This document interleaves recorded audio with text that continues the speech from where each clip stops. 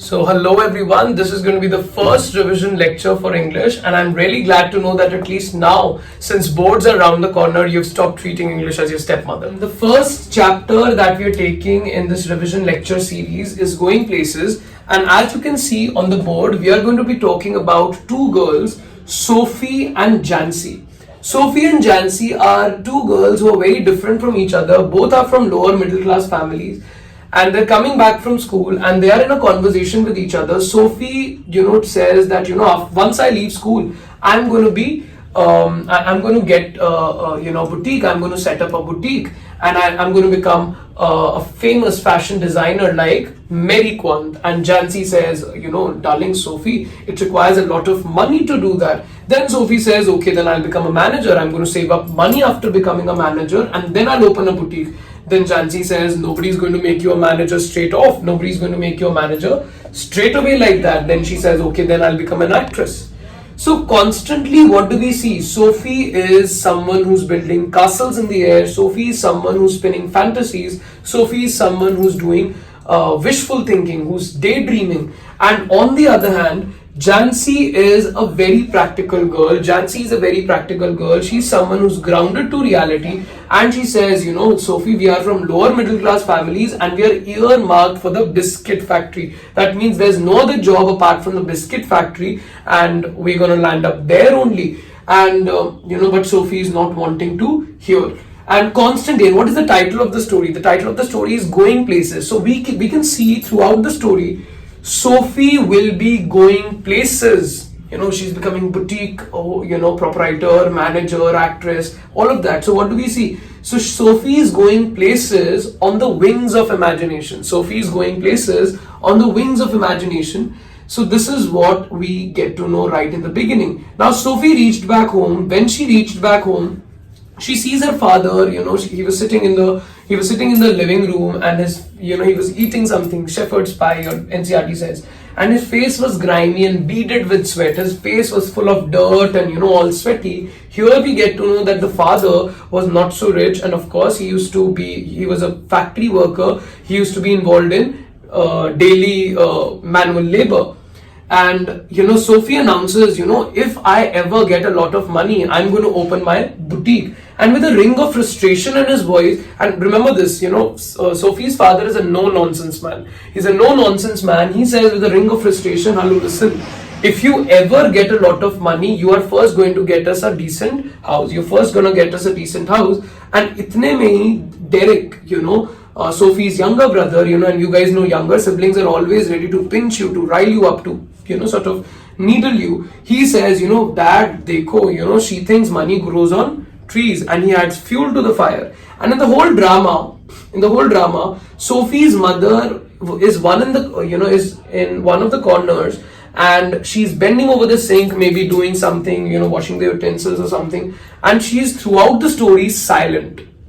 She's silent throughout the story and her silence speaks volumes. Fine, this tells us, the readers, that she's totally helpless. She is totally feeling defeated. She is, powerless, and she's totally resigned to destiny. She has accepted the bitter reality that they couldn't do anything about their poor, background and, circumstances. And she's constantly hearing her, Sophie, her daughter's imaginative, sort of aspirations, and she's just sighing. She's just sighing. So this is a very important section here.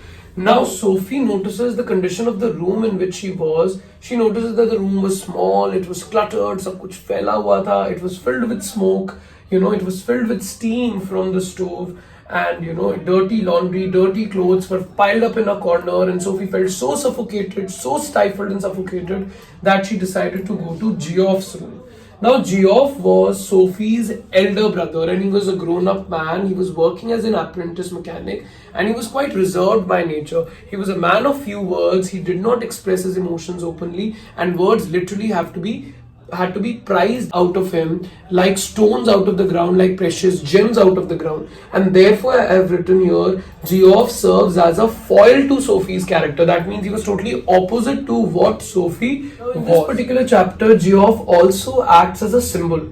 Now Geoff was grown up, he was, working, he was independent, he had full freedom to go to any place he wanted to, he had full freedom to do anything he wanted to, and this kind of freedom Sophie had not been able to achieve as yet. So Sophie viewed him as a symbol of the world which was beyond her reach. Fine, because he had full freedom to do anything, and she also wanted to, wanted this kind of freedom. And something that made her even more, curious was Geoff was very silent. Fine, he was a man of few words. He would not share anything with Sophie, and his silence lent him a magnetic charm. Sophie would become even more curious to know what kind of world he was in, what people he met, what places he went to, but he would not say anything, to this girl. So because she couldn't be part of this kind of a world, she used to dream about it. And this is another dream and fantasy of hers.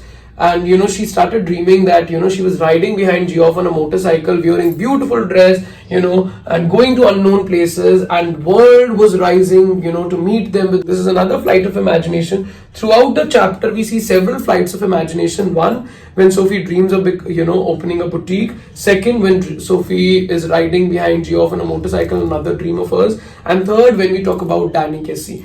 And so we throughout the chapter are going to notice that whenever Sophie is unable to come to terms with reality, whenever she is unable to accept reality, she wants to escape reality, with the help of a world of dreams and fantasies and imagination.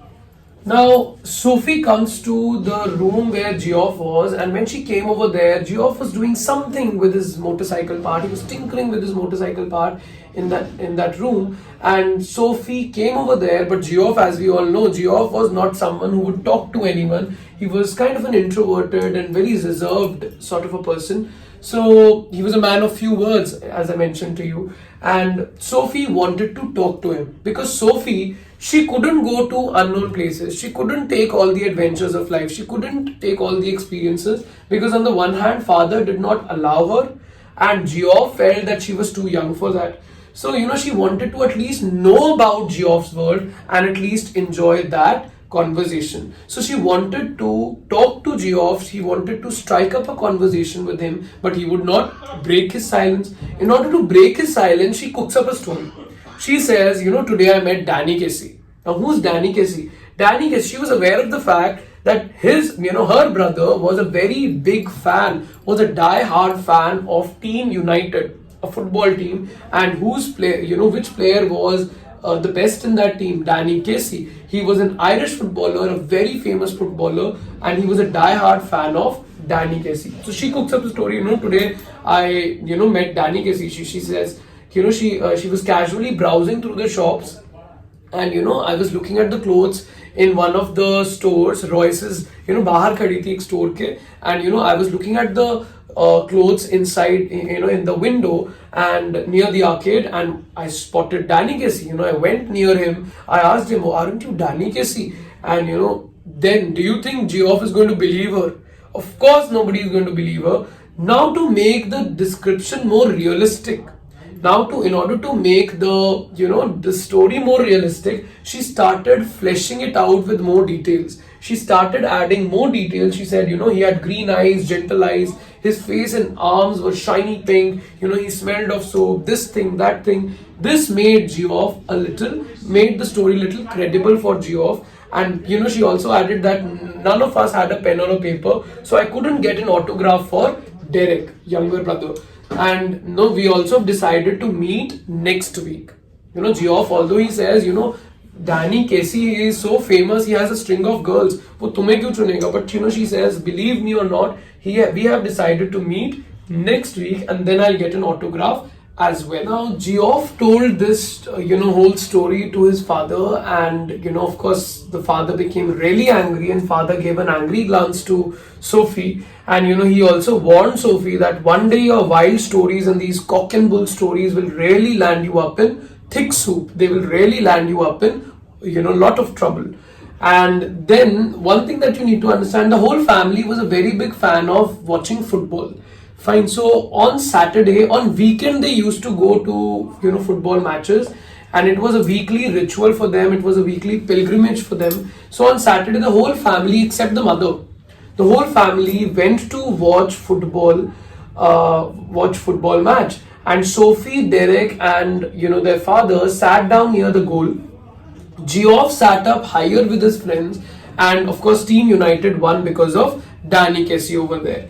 Now, next week, Sophie's friend Jancy, if you remember, Jancy questions Sophie. She says, Geoff told our Frank. Frank was, Jancy's brother. So Jancy says, tells Sophie that, Frank told us it was told by Geoff that you met Danny Kessie. What is this story about Danny Kessie suddenly?